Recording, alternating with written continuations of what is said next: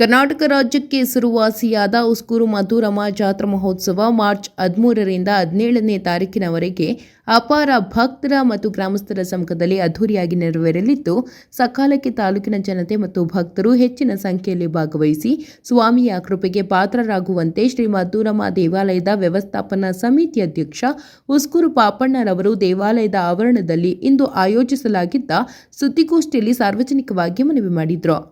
ಇನ್ನು ವಿಶೇಷವಾಗಿ ಮಾರ್ಚ್ 13ರಂದು ಅಮ್ಮನವರಿಗೆ ದೀಪೋತ್ಸವ ಹಾಗೂ ರಾತ್ರಿ 8 ಗಂಟೆಗೆ ವಾದ್ಯಗೋಷ್ಠಿ ಹಾಗೂ ಮಾರ್ಚ್ 14ರಂದು ಅಗ್ನಿಕುಂಡ ಮತ್ತು ದೀಪೋತ್ಸವ ಕಾರ್ಯಕ್ರಮ ಹಾಗೂ ಸಂಜೆ 4 ಗಂಟೆಗೆ ಉಸ್ಕೂರು ಮಧುರಮ ದೇವಾಲಯದ ಆವರಣಕ್ಕೆ ಸುಮಾರು 17ಕ್ಕೂ ಹೆಚ್ಚು ವಿವಿಧ ಗ್ರಾಮಗಳ ತೇರುಗಳ ಆಗಮನ ಮತ್ತು ಸಂಜೆ 7 ಗಂಟೆಗೆ ರಸಮಂಜರಿ ಕಾರ್ಯಕ್ರಮ ಆಯೋಜಿಸಲಾಗಿದೆ. ಹಾಗೆಯೇ ಮಾರ್ಚ್ 15ರಂದು ಮಧ್ಯಾಹ್ನ 1 ಗಂಟೆಗೆ ಮಕ್ಕಳ ಸಿಡಿ ಉತ್ಸವ ಹಾಗೂ ರಾತ್ರಿ 8 ಗಂಟೆಗೆ ವಾದ್ಯಗೋಷ್ಠಿ ಹಾಗೆಯೇ ರಾತ್ರಿ 1 ಗಂಟೆಗೆ ಧರ್ಮರಾಯ ಸ್ವಾಮಿ ದ್ರೌಪದಮ್ಮನವರ ಕರಗ ಮಹೋತ್ಸವ ಹಾಗೂ ಪಲ್ಲಕ್ಕಿ ಉತ್ಸವ ಕಾರ್ಯಕ್ರಮ ಮತ್ತು ನಿತ್ಯ ಅನ್ನದಾಸೋಹ ಕಾರ್ಯಕ್ರಮ ಸೇರಿದಂತೆ ಹಲವು ವಿಶೇಷ ಪೂಜಾ ಕಾರ್ಯಕ್ರಮಗಳು ಗ್ರಾಮಸ್ಥರ ಮತ್ತು ದಾನಿಗಳ ಸಹಯೋಗದಲ್ಲಿ ಶ್ರದ್ಧಾ ಭಕ್ತಿಯಿಂದ ನಡೆಯಲಿದ್ದು, ಹಾಗೆಯೇ ಈ ಒಂದು ಕಾರ್ಯಕ್ರಮಕ್ಕೆ ಜನಪ್ರತಿನಿಧಿಗಳು, ಅಧಿಕಾರಿಗಳು, ಗಣ್ಯರು, ಸ್ವಾಮೀಜಿಗಳು, ಪೊಲೀಸ್ ಅಧಿಕಾರಿಗಳು ಮತ್ತು ಸ್ಥಳೀಯ ಮುಖಂಡರುಗಳು ಭಾಗವಹಿಸಲಿದ್ದು, ಸಕಾಲಕ್ಕೆ ತಾಲೂಕಿನ ಜನತೆ ಮತ್ತು ಭಕ್ತರು ಹೆಚ್ಚಿನ ಸಂಖ್ಯೆಯಲ್ಲಿ ಭಾಗವಹಿಸಿ ಕಾರ್ಯಕ್ರಮವನ್ನು ಯಶಸ್ವಿಗೊಳಿಸುವಂತೆ ಉಸ್ಕೂರು ಪಾಪಣ್ಣರವರು ಮನವಿ ಮಾಡಿದರು.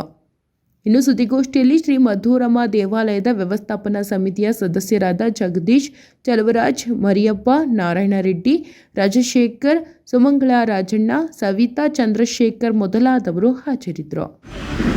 ಎಲ್ಲ ಮಾಧ್ಯಮ ಮಿತ್ರರಿಗೆ ಶ್ರೀ ಮಧುರಮ ದೇವಿಯ ಜಾತ್ರಾ ಮಹೋತ್ಸವಕ್ಕೆ ಸ್ವಾಗತವನ್ನು ಕೋರುತ್ತಾ, ಏನು ಪ್ರತಿ ವರ್ಷದಂತೆ ಈ ವರ್ಷವೂ ಕೂಡ ಜಾತ್ರಾ ಮಹೋತ್ಸವವನ್ನು ಮಾಡಲಿಕ್ಕೆ ದೇವಿಯ ಒಂದು ಪ್ರೇರಣೆ ಆಗಿರೋದ್ರಿಂದ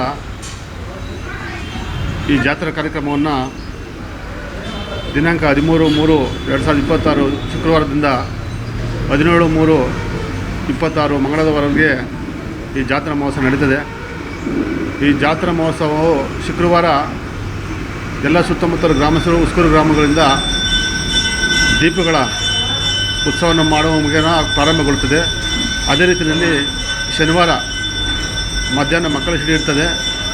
ಸಂಜೆ 4 ಗಂಟೆಗೆ ಏನು ವಿಶ್ವವಿಖ್ಯಾತ ಈ ಕುರ್ಜಿಗಳು ಅಂತ ನಾವೇನಿಲ್ಲಿ ಭಾವಿಸ್ಕೊಂಡಿದ್ದೀರಿ, ಆ ಒಂದು ಕಾರ್ಯಕ್ರಮ 4 ಗಂಟೆಗೆ ಎಲ್ಲ ಸುಮಾರು 17 ಗ್ರಾಮಗಳಿಂದ ಸೂಲುಕುಂಟೆ, ಕೊಡ್ತಿ, ಚಕ್ಸಂದ್ರ, ಆರವಳ್ಳಿ, ಕಗ್ಲಿಪುರ, ನಾರಾಯಣಘಟ್ಟ, ರಾಮಸಾಗರ, ಗೀಲಲಿಗೆ, ಲಕ್ಷ್ಮೀನಾರಾಯಣಪುರ, ಗೂಳಿಮಂಗಲ, ದೊಡ್ಡಮಂಗಲ, ಗೋಯಿಶೆಟ್ಟಿಪಳ್ಯ, ಕೋನಮಗ್ರಹಾರ, ರಾಯಸಂದ್ರ, ಗಟ್ಟಹಳ್ಳಿ, ಸಿಂಗನಗರ ಮತ್ತು ಸಂಜೀವನಗರ ಈ 17 ಗ್ರಾಮಗಳಿಂದ ಕೂಡ ಈ ಸಾರಿ ತೇರು ಬರ್ತಾಯಿದೆ. ಅದೇ ರೀತಿಯಲ್ಲಿ ಭಾನುವಾರ ಮಧ್ಯಾಹ್ನ ಮಕ್ಕಳ ಸಿಡಿ ಇರ್ತದೆ. ರಾತ್ರಿ ಪಲ್ಲಕ್ಕಿ ಉತ್ಸವ ಮತ್ತು ಕರಗ ಇರ್ತದೆ. ಆದ್ದರಿಂದ ಎಲ್ಲ ಭಕ್ತರು ಕೂಡ ಸಕಾಲಕ್ಕೆ ಆಗಮಿಸಿ ಈ ಒಂದು ಜಾತ್ರಾ ಸಮಯದಲ್ಲಿ ದೇವಿಯ ಒಂದು ದರ್ಶನ ಪಡೆದು ಎಲ್ಲರೂ ಕೂಡ ಪುನೀತರಾಗಬೇಕಂತ ತಮ್ಮ ವಾಹಿನಿ ಮುಖೇನವಾಗಿ ನಾನು ಕೇಳ್ಕೊಳ್ತಾ ಇದ್ದೀನಿ. ಸಾಕಷ್ಟು ಜನಸಂಖ್ಯೆ ಕೂಡ ಬರುತ್ತೆ, ಭಕ್ತರು ಬರ್ತಾರೆ. ಹೌದು, ವ್ಯವಸ್ಥೆಗಳೆಲ್ಲ ಯಾವ ರೀತಿ ಮಾಡ್ಕೊಂಡಿದ್ದೀವಿ? ಖಂಡಿತವಾಗಲೂ. ಯಾಕಂತ ಹೇಳಿದ್ರೆ ಮಾನ್ಯ ಜಿಲ್ಲಾಧಿಕಾರಿಗಳ ನೇತೃತ್ವದಲ್ಲಿ ಕಳೆದ ಬಾರಿ ಒಂದು ಪೂರ್ವಭಾವಿ ಸಭೆ ನಾವು ಏರ್ಪಾಡು ಮಾಡಿದ್ರಿ. ಅದೇ ರೀತಿಯಲ್ಲಿ ಇವತ್ತು ಏನು ರಸ್ತೆಗಳೆಲ್ಲ ಹಾಳಾಗಿದೆ, ಆ ಹಾಳಾಗಿರೋದ್ರನ್ನೆಲ್ಲ ಕೂಡ ನಾವು ಮಿಕ್ಸ್ ಆಗಿ ಒಂದು ವ್ಯವಸ್ಥಿತವಾಗಿ ಎಲ್ಲ ಕೂಡ ಜವಾಬ್ದಾರಿ ತಗೊಂಡು ಈಗಾಗಲೇ ಎಲ್ಲ ಕೂಡ ಚಾಲ್ತಿಯಲ್ಲಿದೆ. ರಸ್ತೆಗಳೆಲ್ಲ ಮಾಡ್ತಾಯಿದ್ದಾರೆ. ಯಾಕಂದರೆ ಯಾವುದೇ ರೀತಿಯಲ್ಲಿ ಅನಾನುಕೂಲ ಆಗಬಾರ್ದ ರೀತಿಯಲ್ಲಿ ಇವತ್ತು ನಮ್ಮ ಪಂಚಾಯತಿಯಿಂದ, ನಮ್ಮ ರೆವಿನ್ಯೂ ಡಿಪಾರ್ಟ್ಮೆಂಟಿಂದ, ನಮ್ಮ ಪಂಚಾಯತಿ ಸಮಿತಿ ವತಿಯಿಂದ ಎಲ್ಲ ವ್ಯವಸ್ಥೆಗಳನ್ನು ನಾವು ಮಾಡ್ತಾಯಿದ್ದೀವಿ. ಜೊತೆಲಿ ಇವತ್ತು ಏನಪ್ಪ ಅಂತ ಹೇಳಿದ್ರೆ ಟ್ರಾಫಿಕ್ ಪೊಲೀಸು ನಮ್ಮದು ಈಗ ನಗರ ಪೊಲೀಸ್ ಬರೋದ್ರಿಂದ ಈಗ ಲಾಂಡ್ ಆರ್ಡರ್ ಸಪ್ರೇಟ್ ಇದೆ, ಟ್ರಾಫಿಕ್ಕೇ ನಮ್ಮ ಸಪ್ರೇಟ್ ಇರೋದ್ರಿಂದ ಅವರು ಕೂಡ ಈಗಾಗಲೇ ವ್ಯವಸ್ಥಿತವಾಗಿ ಪಾರ್ಕಿಂಗ್ ಮಾಡೋದು, ಹೆಚ್ಚು ಜನ ಬರೋದ್ರಿಂದ ಪಾರ್ಕಿಂಗ್ಗೆ ಸಪ್ರೇಟ್ ಎಲ್ಲ ಕಡೆ 4 ಕಡೆ ಇವತ್ತು ಈ ಉಸ್ಕೂರು ಮೇನ್ ರೋಡಿಂದ ಅಲ್ಲಿ ಗ್ರೌಂಡಲ್ಲಿ ಒಂದು ಕಡೆ, ರಾಯಚಂದ್ರ ಬಂದಿದ್ದು ಕಾವರಮ್ಮನ ದೇವಸ್ಥಾನ ಹತ್ರ, ಗಟ್ಟಡಿಯಿಂದ ಬರಬೇಕಾದ್ರೆ ಇಲ್ಲೊಂದು ಲೇಔಟ್ ಇದೆ, ಆ ಲೇಔಟ್ ಹತ್ರ ಮತ್ತು ಚಿಂದಮಾಳ ದಾರಿನಲ್ಲಿ ಸ್ಮೃತಿ ಕಾಲೇಜ್ ಹತ್ರ ಈಗಾಗಲೇ ಅಲ್ಲಿ ಸಿದ್ಧತೆ ಮಾಡಿಕೊಂಡು ಪಾರ್ಕಿಂಗ್ ವ್ಯವಸ್ಥೆ ಮಾಡ್ಕೊಂಡಿದ್ದೀರಿ. ಇನ್ನೊಂದೇನಪ್ಪ ಅಂತ ಹೇಳಿದ್ರೆ KBR ಕೂಡ ಏನು ನಮ್ಮದು ತೇರು ಬರೋ ದಾರಿಗಳಲ್ಲಿ ಫಾರೆಸ್ಟರಲ್ಲೂ ಕೂಡ ಮರಗಳನ್ನು ಟ್ರಿಮ್ ಮಾಡಿ ಎಲ್ಲ ರೆಡಿ ಮಾಡಿದ್ದಾರೆ. ಜೊತೆಗೆ KBR ಕೂಡ ಎಲ್ಲಿ ಕೂಡ ಲೈನ್ಗಳು ಸಮಸ್ಯೆ ಆಗೋ ರೀತಿಯಲ್ಲಿ ಅವರು ಕೂಡ ವ್ಯವಸ್ಥಿತವಾಗಿ ಮಾಡಿದ್ದಾರೆ. ನಾವು ಪಂಚಾಯತಿ ಮತ್ತು ದೇವಸ್ಥಾನದ ವತಿಯಿಂದ ಎಲ್ಲ ಬರೋ ಭಕ್ತಾದಿಗಳು ಎಷ್ಟೇ ಲಕ್ಷ ಜನ ಬಂದರೂ ಕೂಡ ಅವ್ರಿಗೆಲ್ಲ ಊಟ ಮತ್ತು ವಸತಿ ವ್ಯವಸ್ಥೆಯನ್ನು ಮಾಡಿದ್ದೀವಿ. ಜೊತೆಯಲ್ಲಿ ಅವರಿಗೆ ಸಿಹಿಯನ್ನು ಕೂಡ ಹಂಚೋ ಒಂದು ವ್ಯವಸ್ಥೆಯನ್ನು ಈ ಸಾರಿ ಮಾಡ್ಕೊಂಡಿದ್ದೀವಿ. ಕುರ್ಜಿಗಳು ಎಷ್ಟು ಅಡಿ ಅಂತ ಸರ್ಕಾರದಿಂದ ಆಗುತ್ತೆ? 80 ಅಡಿಗೆ ಅದನ್ನು ತೀರ್ಮಾನ ಮಾಡಿದ್ದೀರಿ. ಅದರಲ್ಲಿ ಪೂರ್ವಭಾವಿ ಸಭೆ ಕರೆದಾಗ ಎಲ್ಲ ಕೂಡ ತೇರುಗಳು ಕೂಡ ಅದೇ ರೀತಿ ಒಪ್ಕೊಂಡು 80 ಅಡಿಗೆ ಅದನ್ನು ಕಟ್ಟುನಿಟ್ಟಾಗಿ, ಯಾಕಂತೇಳಿದ್ರೆ ಅದರಿಂದ ಯಾವುದೇ ಕಾರಣಕ್ಕೂ ಕೂಡ ಯಾರು ವೈಲೇಷನ್ ಮಾಡ್ಬೋದು. ಇಲ್ಲಿ ನಮಗೆ ಎಲ್ಲ ತೇರು ಕೂಡ ಒಂದೇ, 80 ಅಡಿಗಿಂತ ಕಡಿಮೆ ಇದ್ದರೆ ಸಂತೋಷ, 80 ಅಡಿಗಿಂತ ಹೆಚ್ಚಿರಬಾರ್ದು ಅಂತೇಳಿಬಿಟ್ಟು ಮಾನ್ಯ ಜಿಲ್ಲಾಧಿಕಾರಿಗಳು ಮತ್ತು DCB ಸಾಹೇಬ್ರಂಥ ನಾರಾಯಣ್ ಸರ್ ಅವರ ನೇತೃತ್ವದಲ್ಲಿ ಇದನ್ನು ಕಟ್ಟುನಿಟ್ಟಾಗಿ ಎಲ್ಲರೂ ಕೂಡ ಪಾಲನೆ ಮಾಡಬೇಕಂತ ಅವರು ಕೂಡ ಸಂತೋಷವಾಗಿ ಒಪ್ಕೊಂಡಿದ್ದು, ನಾವು ಕೂಡ ಅದನ್ನು ಪಾಲನೆ ಮಾಡಬೇಕಂತ ಹೇಳಿಬಿಟ್ಟು ಹೇಳಿದ್ದೀರಿ. ಇಲ್ಲಿ 17 ತೇರು ಬರೋದ್ರಿಂದ 11 ದೇವಸ್ಥಾನ ಬರ್ತಾರೆ. ಆರು ತೇರು ಆ ತೇರಲ್ಲಿ ಪೂಜೆ ಪುನಸ್ಕಾರ ದೇವರು ಬರಬೇಕು ಅಂತ ಹೇಳ್ತಾ ಇದ್ದಾರೆ. ಹೌದು, ಅಲ್ಲಿ ಏನು ಮಾಡ್ಕೊಂಡಿದ್ದೀವಿ. ಈಗ ನಮ್ಮದು ಕೊಡ್ತಿ, ಸೂಲಕೊಂಡೆ, ಚಕ್ಸಂದ್ರ, ಆರೋಳಿ, ಕಗ್ಲಿಪುರ ಮತ್ತು ನಾರಾಯಣಘಟ್ಟ 6 ತೇರು ಬಂದು ಚಿಂತಮಾಳುವ ರೈಲ್ವೆ ಟ್ರ್ಯಾಕ್ ಪಕ್ಕದಲ್ಲಿ ಅಲ್ಲೊಂದು ಜಮೀನಲ್ಲಿ ವ್ಯವಸ್ಥಿತವಾಗಿ ಈಗ ಲೆವೆಲ್ ಮಾಡಿದ್ದಾರೆ. ಅಲ್ಲೇ ಒಂದು ಶಾಮಿಯಾನ ಹಾಕಿ ದೇವ್ರನ್ನ ತೊಗೊಂಡೋಗಿ ಅಲ್ಲಿ ಕೊಟ್ಟವ್ರಿಗೆ ಅಲ್ಲಿ ಬರೋ ತೇರುಗಳಿಗೆ ಅಲ್ಲಿ ಕೂಡ ನಿಲ್ಲಿಸೋ ವ್ಯವಸ್ಥೆ ಮಾಡಿದಿರಿ. ಅಲ್ಲಿ ಬರೋ ಭಕ್ತಾದಿಗಳು ಕೂಡ ಅಲ್ಲಿಗೆ ಅವ್ರಿಗೆ ಅಲ್ಲಿ ಕೂಡ ಊಟದ ವ್ಯವಸ್ಥೆ, ನಾವು ನೀರಿನ ವ್ಯವಸ್ಥೆನ ಮಾಡ್ತಾಯಿದ್ದೀವಿ ಅವ್ರಿಗೂ ಕೂಡ. ಬಟ್ ಇಲ್ಲಿ ಬರೋ ತೇರುಗಳಿಗೆ ದೇವಸ್ಥಾನ ಹಿಂಭಾಗ ಅದಕ್ಕೋಸ್ಕರ ಮೀಸಲು ಜಾಗ ಇದೆ. ಅಲ್ಲಿ ಯಾವುದೇ ರೀತಿ ಅಂಗಡಿಗಳಲ್ಲಿ ಏನೂ ಹಾಕ್ಸೋದಿಲ್ಲ. ಅಲ್ಲಿ ಈ ತೇರಿಗೋಸ್ಕರ ನಾವಲ್ಲಿ ಮೀಸಲು ಮಾಡಿಟ್ಟಿದ್ದೀವಿ ಜಾಗ. ಸುರಕ್ಷಿತವಾಗಿ ಯಶಸ್ವಿಯಾಗಿ ಎಲ್ಲ ಕ್ರಮ ಕೈಗೊಂಡಿದ್ದೀವಿ 100%.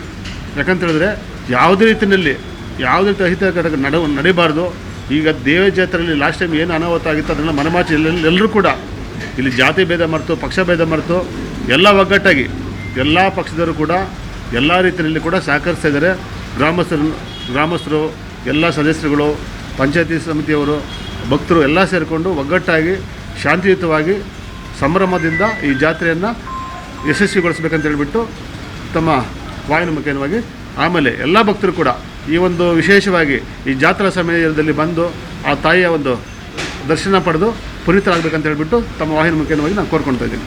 ಮದ್ದೂರಮ್ಮ ಜಾತ್ರಾ ಮಹೋತ್ಸವದ ಅಂಗವಾಗಿ ಏನು ಇತಿಹಾಸ ಭರಿತ ಈ ಮದ್ದೂರಮ್ಮ ಜಾತ್ರೆ 100 ವರ್ಷಗಳ ಒಂದು ಇತಿಹಾಸ. ಈ ಜಾತ್ರೆ ಅಂಗವಾಗಿ ಇವತ್ತು ನಾವು ಇಲ್ಲೆಲ್ಲ ಏನು ಪತ್ರಿಕಾ ಮಾಧ್ಯಮದವರು, ನಮ್ಮ ಮೀಡಿಯಾ ಮಾಧ್ಯಮದವರು ಇಲ್ಲಿ ನಡೆಸಿರ್ತಕ್ಕಂಥ ನಮ್ಮ ಮದ್ದೂರಮ್ಮ ದೇವಸ್ಥಾನದ ಸಮಿತಿಯ ಅಧ್ಯಕ್ಷರು, ಸಮಿತಿ ಸದಸ್ಯರುಗಳು, ಪಂಚಾಯತಿ ಸದಸ್ಯರುಗಳು ಮತ್ತು ಊರಿನ ಹಿರಿಯ ಮುಖಂಡರುಗಳು ಮತ್ತು ನಮ್ಮ ಸುತ್ತಮುತ್ತಲಿನ ಗ್ರಾಮಗಳಿಂದ ಬರ್ತಕ್ಕಂಥ ಎಲ್ಲ ತೇರುಗಳ ಒಂದು ಮುಖಂಡರುಗಳ ಸಮ್ಮುಖದಲ್ಲಿ ಇವತ್ತು ಜಾತ್ರೆಯ ಒಂದು ಅಂಗವಾಗಿ ಏನು ಮಾಧ್ಯಮ ಮುಖಾಂತರ ಪ್ರಚಾರಕ್ಕೆ ತೊಡಗಿದ್ದೀವಿ. ಈಗಾಗಲೇ ನಮ್ಮ ಅಧ್ಯಕ್ಷರು ಹೇಳ್ದಂಗೆ ಈ ಬಾರಿ ಜಾತ್ರೆಯ ಅಂಗವಾಗಿ ಏನು ಸರ್ಕಾರ ಒಂದು ತೇರುಗಳನ್ನ ಒಂದು ಮಿತಿ ಒಂದು 80 ಅಡಿಗೆ ಸೀಮಿತಗೊಳಿಸಿದೆ. ಆ 80 ಅಡಿ ಪ್ರಕಾರನೇ ಎಲ್ಲ ತೇರುಗಳು ಆಗಮವಾಗ್ತಾ ಇದ್ದು, ಆಮೇಲೆ 13ರಿಂದ ಜಾತ್ರೆ ಪ್ರಾರಂಭವಾಗಿ 17ರವರೆಗೂ ಅಂತ್ಯಗೊಳ್ಳುತ್ತೆ.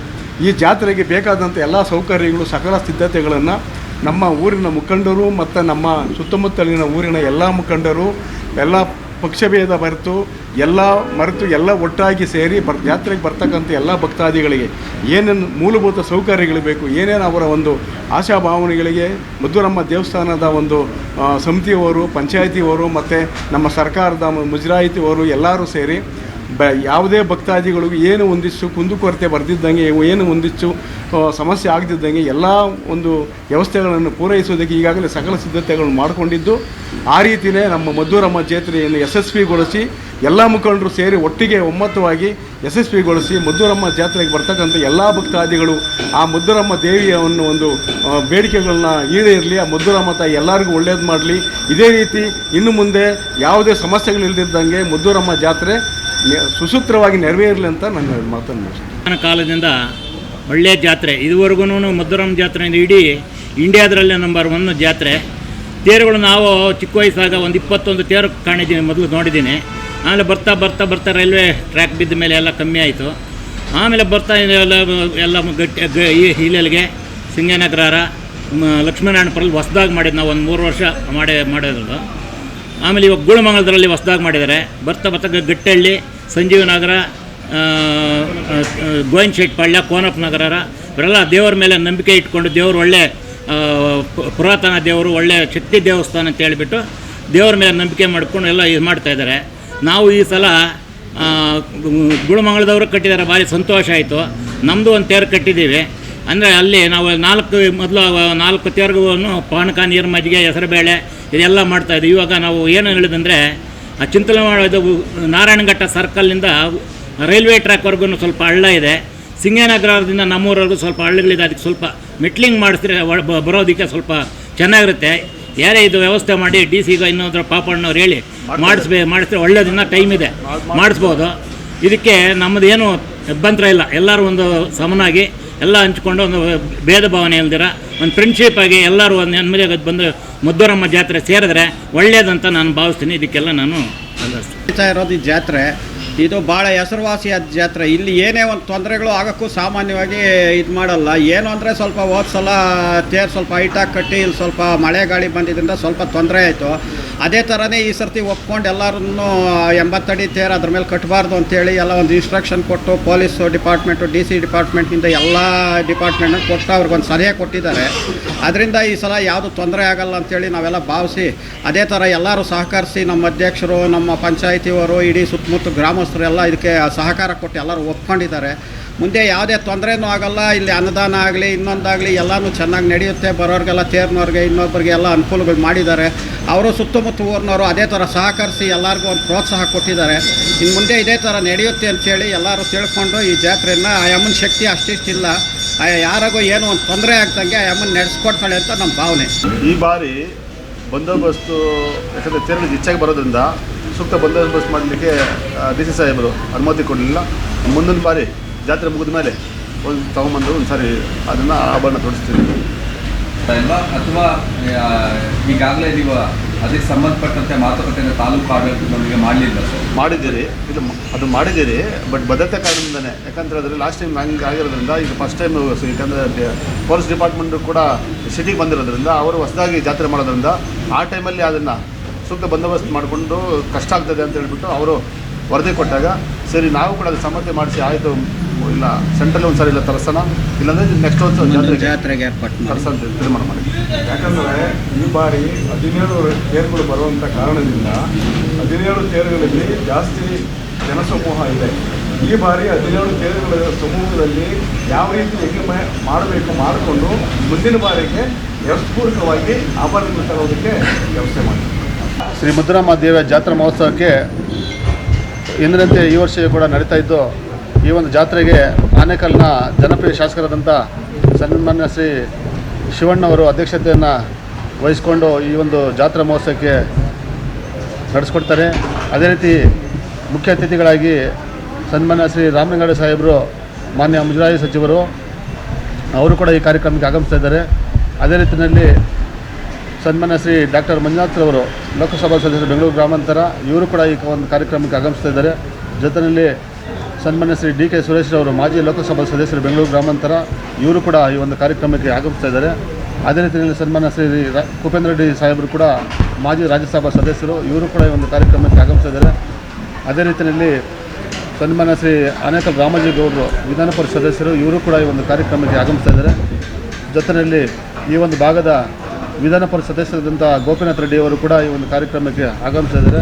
ಜೊತೆಯಲ್ಲಿ ಸನ್ಮಾನ್ಯ ಶ್ರೀ ಪುಟ್ಟಣ್ಣನವರು, ವಿಧಾನ ಪರಿಷತ್ನ ಸದಸ್ಯರು, ಅವರು ಕೂಡ ಈ ಒಂದು ಕಾರ್ಯಕ್ರಮಕ್ಕೆ ಆಗಮಿಸಿದ್ದಾರೆ. ಜೊತೆಯಲ್ಲಿ ಸನ್ಮಾನ್ಯ ಶ್ರೀ ದೇವೇಗೌಡರು, ವಿಧಾನ ಪರಿಷತ್ನ ಸದಸ್ಯರು, ಎಲ್ಲ ಗಣ್ಯರು ಕೂಡ ಈ ಒಂದು ಕಾರ್ಯಕ್ರಮಕ್ಕೆ ಆಗಮಿಸಿದ. ಜೊತೆಯಲ್ಲಿ ಬೆಂಗಳೂರು 4 ಜಿಲ್ಲಾಧಿಕಾರಿಗಳಂಥ ಸನ್ಮಾನ್ಯ ಶ್ರೀ ಜಗದೀಶ್ ಸಾಹೇಬರು ಮತ್ತು ಅಪರ ಜಿಲ್ಲಾಧಿಕಾರಿಗಳಂಥ ಜಗದೀಶ್ K ನಾಯಕ್ ಸಾಹೇಬರು, ನಮ್ಮ ಉಪಾಯುಕ್ತರಾದಂಥ ವಿಶ್ವನಾಥ್ ಸಾಹೇಬರು, ಜೊತೆಯಲ್ಲಿ ನಮ್ಮ ತಾಲೂಕಿನ ತಹಸೀಲ್ದಾರಾದಂಥ ಶಶಿಧರ್ ಮಾಡಾಳ್ ಸಾಹೇಬರು ಮತ್ತು ಯುವದಂಥ ಮಂಜುನಾಥ್ ಸಾರು, ನಮ್ಮ DCP ಆದಂಥ ನಾರಾಯಣ್ ಸಾಹೇಬರು, ಅದೇ ರೀತಿಯಲ್ಲಿ ಟ್ರಾಫಿಕ್ಕು DCP ಆದಂಥ ಗೋಪಾಲ್ M ಬ್ಯಾಕೌಡ್ರವರು, ಅದೇ ರೀತಿಯಲ್ಲಿ ನಮ್ಮ ಎಲೆಕ್ಟ್ರಿಸಿಟಿ ACP ಆದಂಥ ಸತೀಶ್ರವರು ಮತ್ತು ಟ್ರಾಫಿಕ್ ಪೊಲೀಸ್ ಶ್ರೀನಿವಾಸರವರು, ಈ ಒಂದು ಎಲ್ಲ ಒಂದು ಕಾರ್ಯಕ್ರಮಗಳಿಗೆ ಮತ್ತು KEB ಇರ್ಬೋದು, ಅರಣ್ಯ ಇಲಾಖೆ ಇರ್ಬೋದು, ಮತ್ತು ಕಂದಾಯ ಇಲಾಖೆ ಇರ್ಬೋದು, ಎಲ್ಲ ಸಂಬಂಧಪಟ್ಟ ಎಲ್ಲ ಇಲಾಖಾ ಅಧಿಕಾರಿಗಳು ಕೂಡ ಈ ಒಂದು ಕಾರ್ಯಕ್ರಮಕ್ಕೆ ಸಹಕರಿಸ್ತಾ ಇದ್ದಾರೆ. ಅವರೆಲ್ಲರೂ ಕೂಡ ಈ ಒಂದು ಜಾತ್ರಾ ಮಹೋತ್ಸವಕ್ಕೆ ಸ್ವಾಗತವನ್ನು ಕೋರ್ತಾ ನಾವು ತಮ್ಮ ವಾಹಿನಿ ಮುಖಾಂತರ ತಾವೆಲ್ಲರೂ ಕೂಡ ಈ ಒಂದು ದೇವಿಯ ಒಂದು ಜಾತ್ರಾ ಮಹೋತ್ಸವದ ಬಗ್ಗೆ ಹೆಚ್ಚಿನ ಒಂದು ಪ್ರಚಾರವನ್ನು ತಾವು ತಮ್ಮ ವಾಹಿನಿ ಮುಖಾಂತರ ಕೊಡಬೇಕಂತ ತಮ್ಮ ಮಾಧ್ಯಮ ಮಿತ್ರರಲ್ಲಿ ನಾನು ಮನವಿಯನ್ನು ಮಾಡ್ಕೊಳ್ತೀನಿ.